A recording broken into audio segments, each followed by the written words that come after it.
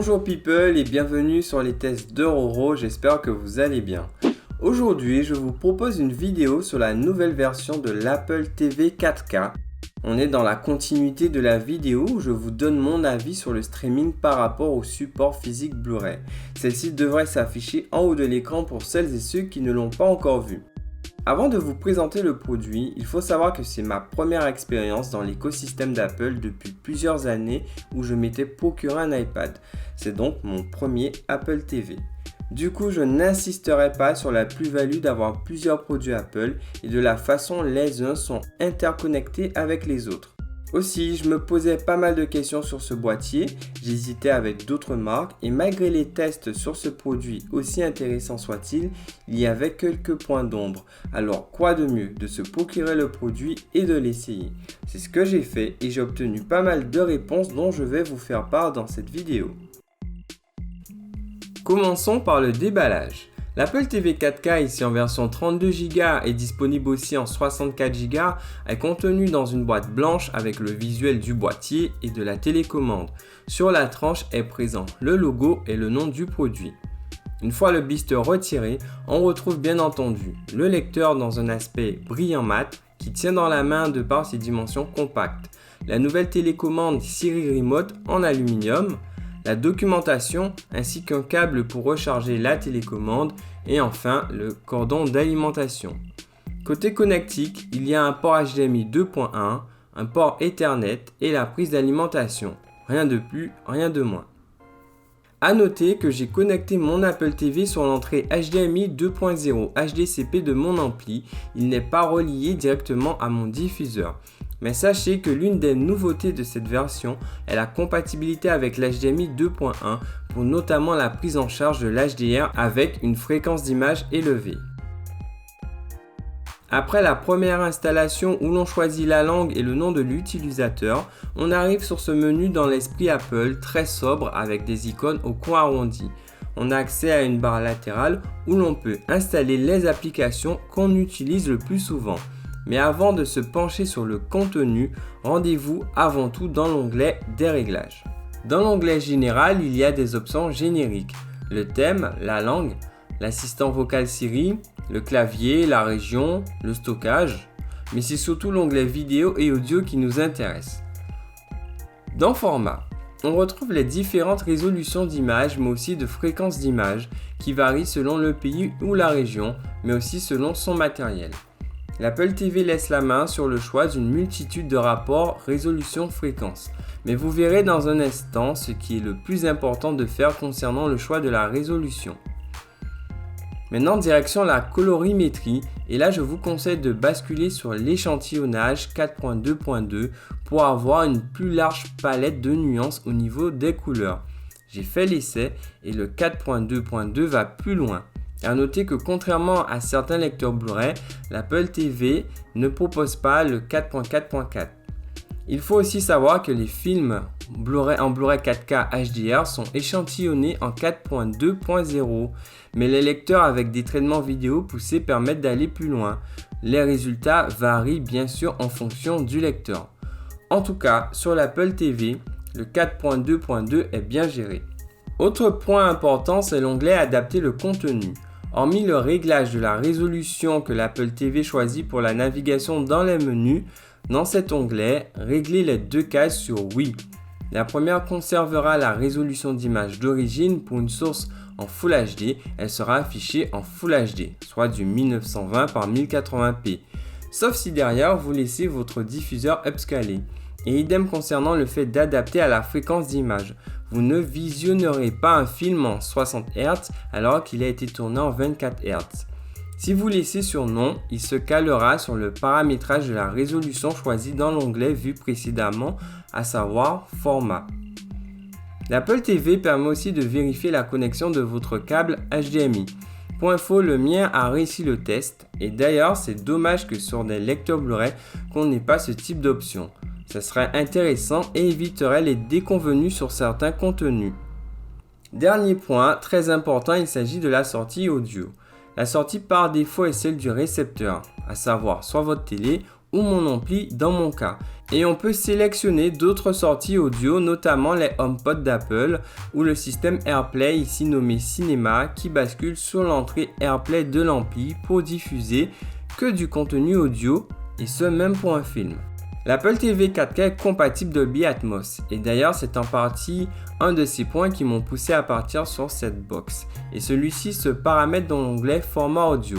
Mais pour cela, il faut laisser l'onglet changer de format sur non. Cet onglet sert à choisir soit un format Dolby Digital réencodé par le lecteur ou soit du stéréo pour des amplis ou une barre de son non compatible Dolby Atmos. D'ailleurs, l'Apple TV ne laisse pas trop le choix là-dessus. C'est soit du PCM multicanal sans compression, soit du réencodage en Dolby Digital ou stéréo. Diminuer les sons forts à laisser sur non pour ne pas amoindrir la dynamique sonore. Mode audio de préférence sur auto.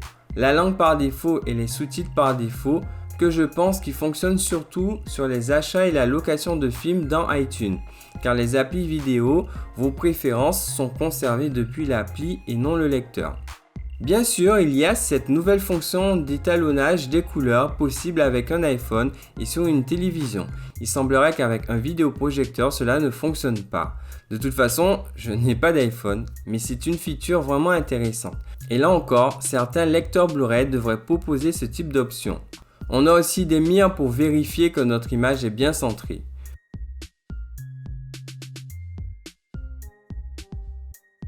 Pour le reste des paramètres, on trouve l'onglet AirPlay et HomeKit pour la diffusion de contenu, les réglages pour la télécommande ainsi que les contrôles HDMI.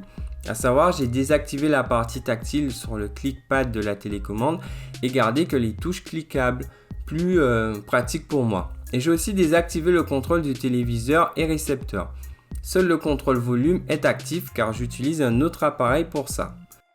Pour terminer sur les réglages sont disponibles les paramètres de réseau du système afin de mettre à jour le produit en cas d'une nouvelle version de l'OS. Passons maintenant à l'autre grosse partie de cette vidéo, les applications et les fonctionnalités audio et vidéo qu'elles permettent.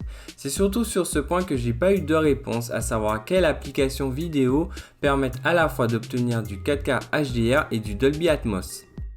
On commence par Netflix. Je lance l'appli et je choisis le film Six Underground. Comme indiqué sur la fiche du film, il est question au vu des pictogrammes présents, du Dolby Atmos et même du Dolby Vision qui sera de l'HDR10 pour mon diffuseur car celui-ci n'étant pas compatible. Le film est lancé et je sollicite l'ampli qui va m'apporter des informations concernant le signal audio et vidéo qu'il reçoit. Ici, sur la piste anglaise, le format audio est bien en Atmos PCM en 5.1.2. Il est question de PCM basé sur un encodage Dolby Digital Plus d'après mes recherches. Côté signal vidéo, on est bien en 4K 24 Hz. L'Apple TV a respecté la résolution et la fréquence d'image d'origine du film, d'où l'importance de bien laisser dans l'onglet Adapter le contenu sur Oui. En passant maintenant sur la VF, j'ai constaté à l'instar des Blu-ray que le Dolby Atmos n'était pas disponible, mais juste un signal en PCM. J'ai essayé avec le film Army of the Dead et là, VF et VO sont tous les deux en Dolby Atmos.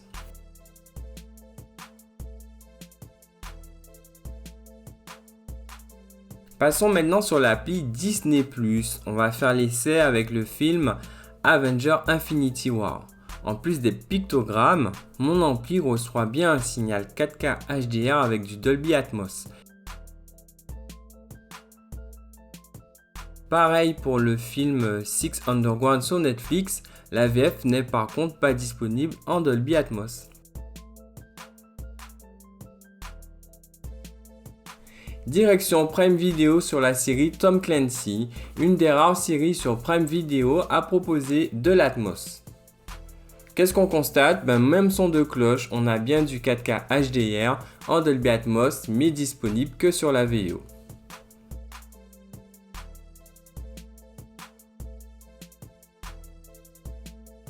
Sur la boutique iTunes, on a accès en location et à l'achat, selon les titres, là aussi à des films en 4K HDR Dolby Atmos et d'ailleurs à des tarifs intéressants.